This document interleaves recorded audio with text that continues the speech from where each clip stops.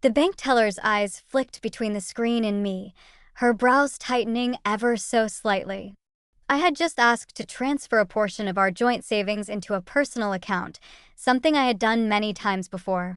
But today, the screen told a different story. "There's only $63 left," she said cautiously, as if I might explode. I did not. Not then. I thanked her and walked out with the kind of calm that only grows in the eye of a storm. The parking lot was quiet, almost mockingly peaceful. I sat in the car, hands on the steering wheel, staring into nothing. I had spent 15 years building that savings account. 15 years of skipping luxuries, picking up extra shifts, clipping coupons, and trusting my husband. That trust had a name now. Her name was Kayla. He thought I would never find out. He thought I was too tired, too soft, too trusting. He thought he could siphon away my money, pour it into hotels and dinners and weekend getaways with a woman young enough to be his daughter. And maybe, for a time, he was right. But now, sitting in that driver's seat, I was someone else. My fingers tightened. My pulse steadied. He wanted to play with our money like it was his? Then I would take what was truly his. Something he had spent decades building. Something he thought no one could touch. His retirement. And it would cost him everything. My name is Margaret Dean, and I am 61 years old. I had always believed that marriage meant shared sacrifice, mutual trust, and long-term commitment. For 32 years, I upheld my end of that vow without question. But when my husband, Douglas, drained our joint savings to fund a secret relationship with a much younger woman, something inside me broke.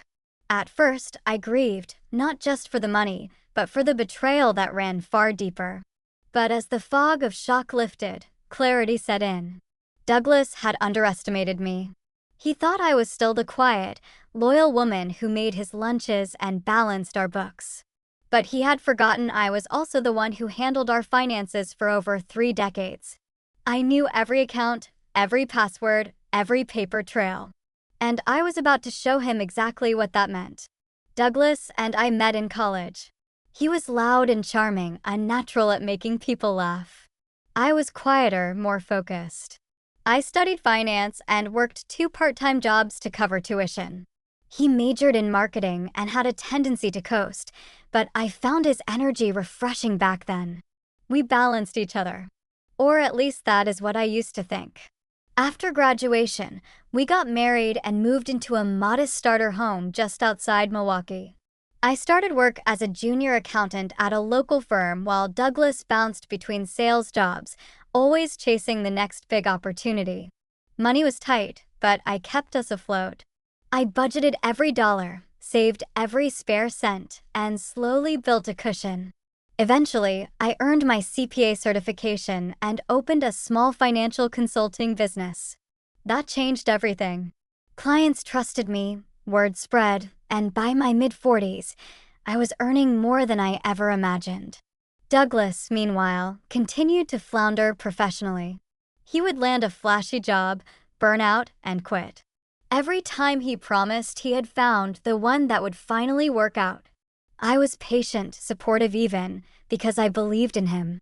I believed in us. But over the years, the weight of responsibility settled solely on my shoulders. I paid the mortgage, maintained the cars, managed the taxes, and even set up our retirement accounts. Douglas contributed emotionally, sure, but financially, he was often a ghost. Still, I never resented it, not outwardly. I told myself this was just the rhythm of our marriage. Some partnerships are 50-50, others shift depending on the season.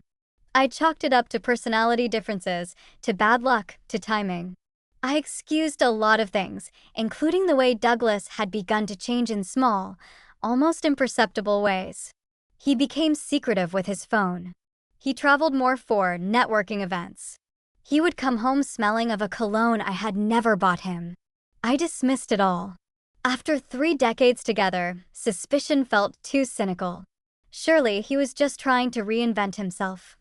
To finally succeed. I wanted that for him. But deep down, the doubts gnawed at me. At family gatherings, people would congratulate Douglas on our success. "You two are such a power couple," they would say, eyes flicking to his expensive blazer and flashy watch. I smiled through it.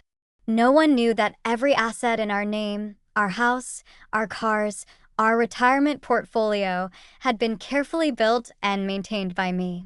By the time I turned 60, we had saved just over $420,000 in liquid investments and another $800,000 in long-term retirement accounts. It was not extravagant, but it was safe. It was enough. Enough to finally consider slowing down. We talked about taking a long trip through Europe, or maybe buying a small beach cottage in Oregon. I imagined quiet mornings, strong coffee, and time to rest, really rest, for the first time in my adult life. Then one day, I noticed a withdrawal. It was small, just under $1,000, but from an account Douglas never touched. I asked him, and he brushed it off. "Just paid a vendor for something I'm working on," he said. His tone was breezy, practiced. But something shifted in me that afternoon. I started checking statements more carefully. Passwords had been changed. Alerts had been silenced. When I finally ran a forensic scan of our accounts, something I had only ever done for clients, I found it. Over the course of 10 months, Douglas had siphoned nearly $73,000 from our joint savings and investment portfolios. It had been transferred in small, calculated chunks to a secondary account under his name. I confronted him immediately, hoping, perhaps naively, that there would be some rational explanation. Instead, he looked at me, cold and unflinching, and said, "You never needed that money anyway. I have a plan. This is for my future." I felt like I had been punched in the chest. That night, I could not sleep. I sat at our dining table, the same one we had bought together 27 years ago, and stared at the numbers on my screen. Douglas had betrayed me, not just emotionally, not just financially, but fundamentally. Everything we had built was crumbling, and I was expected to accept it. But I would not.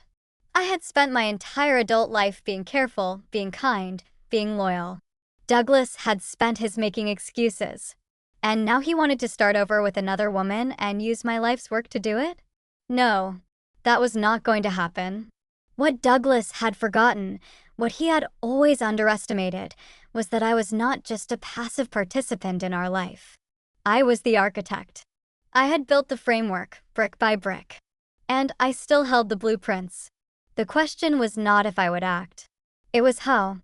The confrontation happened on a Tuesday. The kind of dull, grace-keyed morning that felt appropriate for heartbreak. Douglas was making coffee like nothing had happened. He whistled as he stirred in his creamer, scrolling on his phone, wearing that ridiculous robe I had bought him last Christmas. I stood in the doorway with the printed statements in my hand, my pulse loud in my ears. "I know what you did," I said. He didn't even look up. "What's that?" "You stole from me. $73,000. You moved it into a private account. Did you think I wouldn't notice?" He paused, set his mug down, and finally met my eyes. But there was no guilt there. Just indifference. "I needed it," he said flatly. "I've got a business opportunity. You would have said no, so I didn't ask. You took it, Douglas. You lied. You used me." His lips curled into something between a smirk and a sneer. "Oh, please. You always act like the saint. I gave you 30 years of my life. I was loyal, even when you were obsessed with work. Maybe if you had spent a little more time being a wife instead of a CFO, things would be different." I felt the breath catch in my throat. My hands trembled. "What are you saying?" He shrugged. "I met someone. It just happened. She gets me. She believes in me. She understands that I don't want to spend the rest of my life being treated like a dependent." "You're a dependent," I snapped. "You've never paid a single mortgage payment in your life." He stepped closer. "Well, you'll be thrilled to know I won't be your problem much longer. I'm moving out next week. And since half that money is legally mine," "No," I cut in. "It isn't." That stopped him. "What do you mean?" "I had the accounts structured under a trust. A revocable one. My name only.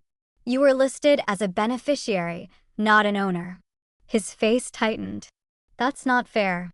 I almost laughed. Fair? He had stolen from me, lied to me, and now planned to run off with some 20-something grifter, and he was talking about fairness? Then he said the line that changed everything. Well, I'll be taking the rest. I already moved what I could. If you make this messy, I'll go after your retirement next. Half of that's mine, and you know it. My entire body went still. He wasn't just betraying me, he was threatening the future I had sacrificed everything to build. The calm that settled over me then wasn't rage. It wasn't despair. It was clarity. Douglas thought he had the upper hand because he moved fast. Because he acted without hesitation. But what he didn't realize was that I moved quietly. I gathered facts. I documented evidence. And most of all, I planned. He left that afternoon with a suitcase and a parting jab about how I was too uptight to be happy. I said nothing. I just stood there, watching him go, my expression unreadable. The moment the door closed behind him, I picked up my phone. The first call was to my lawyer. The second was to the IT specialist I had worked with during a tax fraud case 2 years earlier. The third was to a woman named Lynette, Douglas's ex from college, who still worked in family law. If Douglas wanted a war, he was going to get one. But not the kind he expected. Because I was not going to fight him with emotion. I was going to dismantle his future using the very tools I had used to build mine. Brick by brick. In the days after Douglas left, the house felt too quiet. His absence was not painful, only disorienting, like stepping off a treadmill that had been running too fast for too long. I could hear myself think again, and what I thought about most was how he had underestimated me. While he played house with his new girlfriend, I got to work. My lawyer, Marissa, moved swiftly. We filed for legal separation and placed a temporary hold on the retirement accounts. The trust fund was protected, thanks to the structure I had set up years ago, but we both knew Douglas would fight tooth and nail for whatever he thought he deserved. Especially if it meant avoiding real work. I knew his patterns. He had never held a job longer than 2 years. He always had an excuse. Bad bosses, toxic workplaces, poor leadership. But the truth was simple. Douglas did not like to answer to anyone. He liked shortcuts, quick wins, and applause he had not earned. Which is why I was certain his business opportunity was either a scam or a self-made disaster waiting to implode. I had asked the IT specialist, Eric, to dig discreetly into Douglas's recent financial moves. Within days, Eric had compiled a folder of transactions and communications. Douglas had opened an LLC just weeks before he left. The paperwork listed his new girlfriend, Madison, as the co-owner. But here was the kicker. The funding came entirely from the account he had stolen from me. He had not invested in a business. He had financed a lifestyle. Dinners at overpriced restaurants. Jewelry. A leased convertible. Vacations booked in advance. All under the illusion of entrepreneurial success. Eric also flagged a pattern. Douglas had been withdrawing money steadily, small enough not to trigger alarms, but frequent enough to drain his stolen stash quickly. In other words, he was burning through it.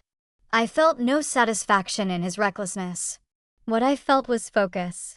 It gave me the edge I needed. The second beat came from a place I hadn't expected. The woman Douglas had betrayed before me. Lynette was calm and direct. We met for coffee after 2 brief phone calls. She remembered Douglas vividly and not kindly. He did the same thing to me, she said.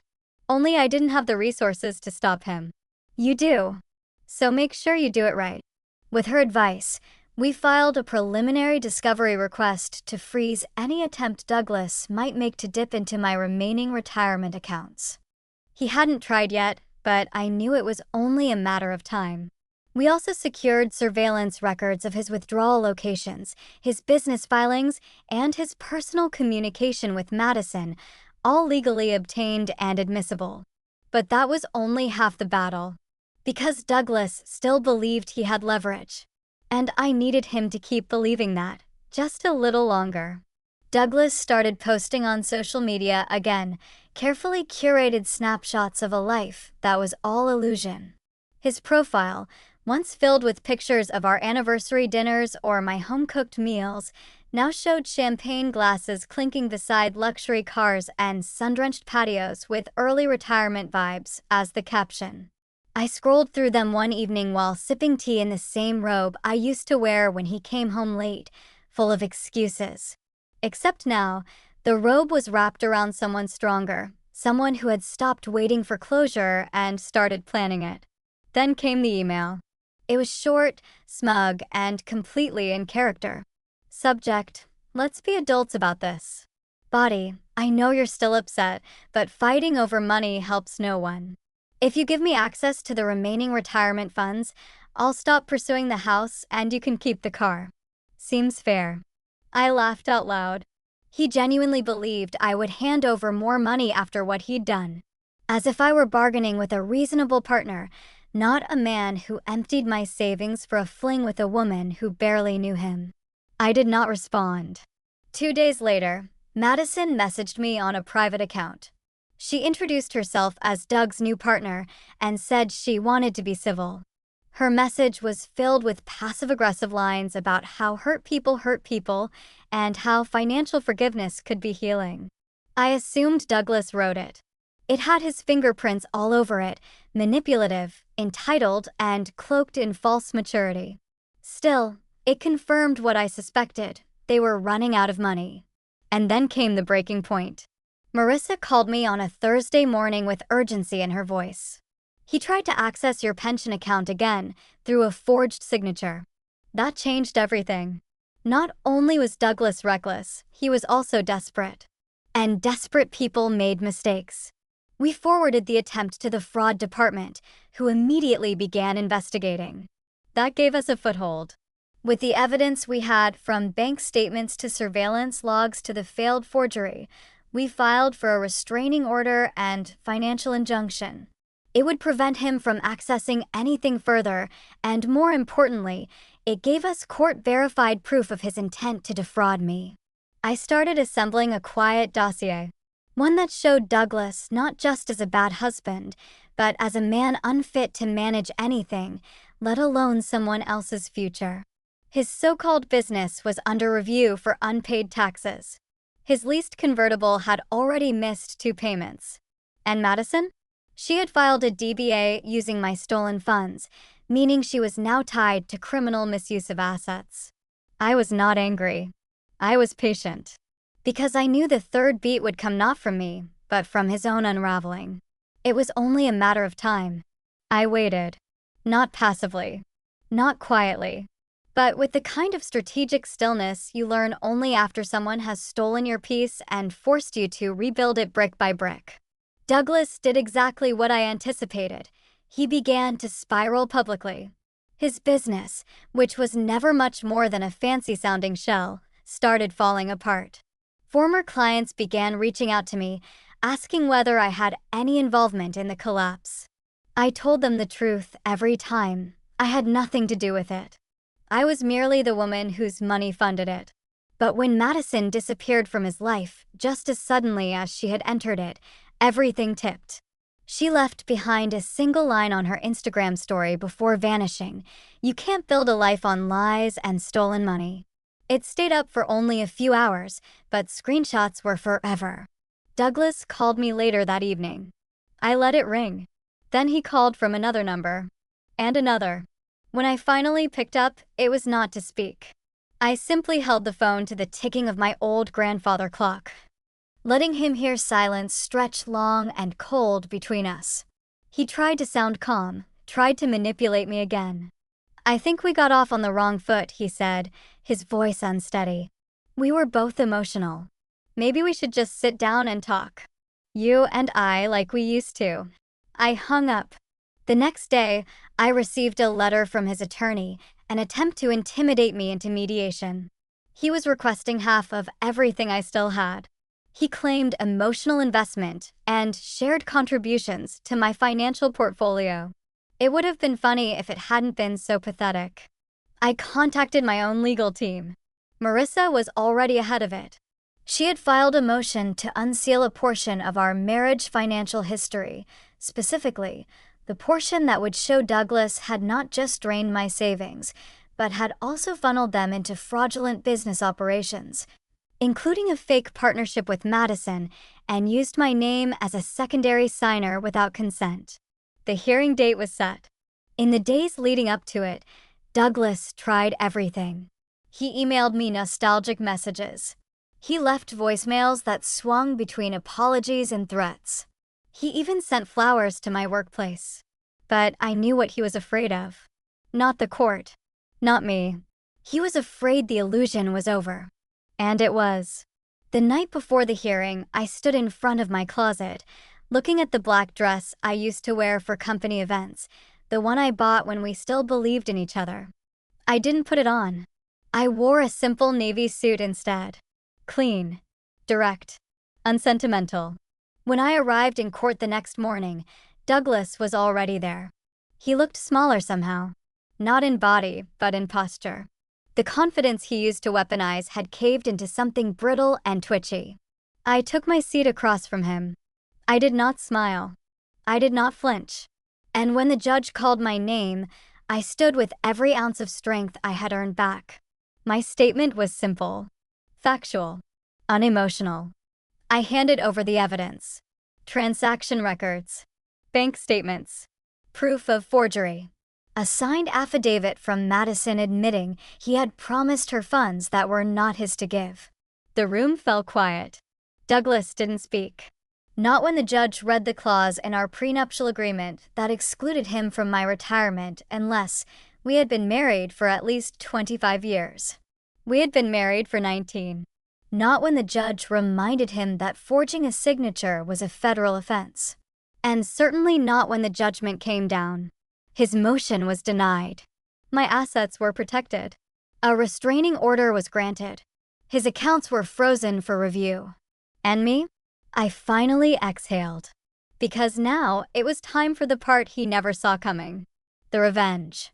Revenge, for me, was never about spectacle. It was about taking back the power he had quietly siphoned from me for years. And I knew just how to do it. Once the court protected my savings and denied Douglas his claims, I focused on his true vulnerability, his retirement fund. I had always been the practical one, the one who set up our accounts, monitored interest, and filed our joint taxes.